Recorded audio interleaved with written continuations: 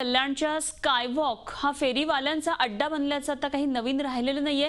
पालिकेच्या भ्रष्ट अधिकाऱ्यांमुळे स्कायवॉकचा वापर नागरिकांच्या फायद्यासाठी कमी आणि फेरीवाल्यांच्या फायद्यासाठी जास्त होतोय।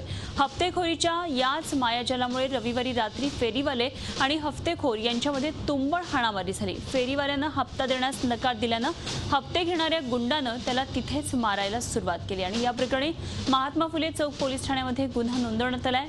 जुनैद नावाचा तरुण स्कायवॉक छत्र्या विकत होता। रविवारी संध्याकाळी 6 जणांची एक टोळी जुनैदकडे हप्ता मागण्यासाठी आली।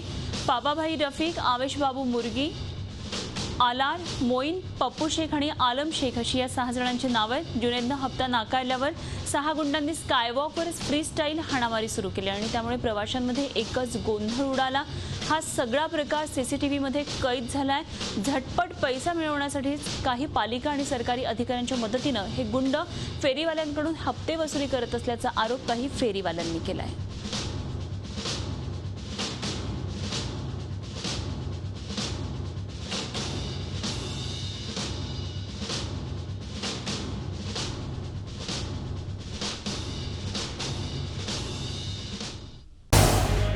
झी 24 तास रहा एक पाऊल पुढे।